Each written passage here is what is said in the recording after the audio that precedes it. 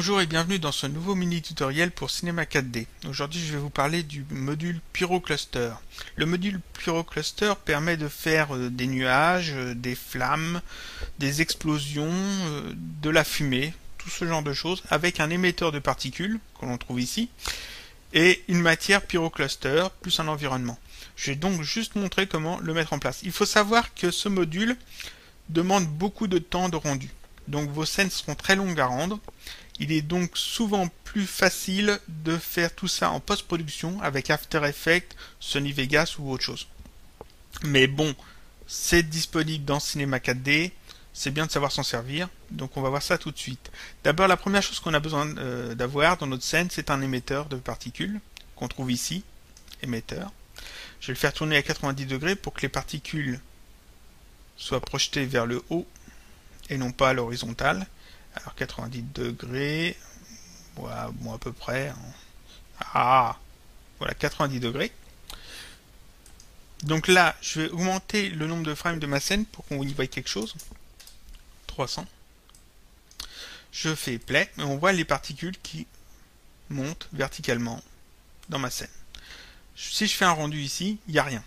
C'est normal, c'est juste des particules, il n'y a aucun objet dessus. Je pourrais mettre par exemple un objet dessus. Si je mets par exemple une sphère dans mon émetteur, là dans mon émetteur, et que dans mon émetteur je fais afficher les objets, on peut voir ici que les particules sont remplacées par la sphère. Mais c'est pas ce qu'on veut. Ce qu'on veut, c'est une colonne de fumée. Donc, ce que je vais avoir besoin dans ma scène, c'est impératif, c'est un environnement. Donc je vais dans Objet, ici Scène, ici environnement, pour ajouter cet objet environnement. Ensuite, cet objet environnement, il lui faut un traceur de volume dessus. Donc je vais dans ma fenêtre de matériaux, je vais dans Fichier Matière, et il y a traceur de volume. C'est tout en bas, alors ça dépasse de l'écran, de la capture d'écran, mais c'est là. Traceur de volume, ça ressemble à ça. Je le fais glisser sur mon environnement. Si on ne fait pas ça, on ne verra pas la matière Pyrocluster. Donc ça, c'est impératif, il faut le faire. Ensuite, sur mon émetteur, j'ai besoin de ma matière Pyrocluster. Donc, je vais dans ma fenêtre des matériaux, Fichier, Matière, et je choisis Pyrocluster. Et j'ai cette matière-là qui s'ajoute à ma liste de matières. Je la place sur l'émetteur. Et là, je peux faire un rendu. Et on voit que la matière est affectée aux particules de mon émetteur de particules. Ensuite, cette matière, on peut aller la modifier. Et ici, vous pouvez voir, il y a des pré-réglages dans Généralité. Et il y a des réglages déjà tout faits. Par exemple, du feu, volcan. Nous, ce qu'on veut, c'est un nuage, une colonne de fumée. Donc, je choisis fumée. Je vous laisserai regarder les autres. Fumée, voilà. Je vais ajouter un fond pour qu'on puisse y voir quelque chose, un arrière-plan. Parce que un fond noir, c'est pas terrible.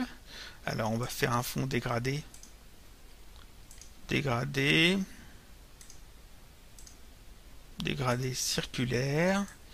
On va inverser ces deux couleurs. On va faire quelque chose un peu moins foncé. Voilà, parfait. Ça, sur mon arrière-plan, c'est déjà dessus. Pas la peine de le mettre deux fois.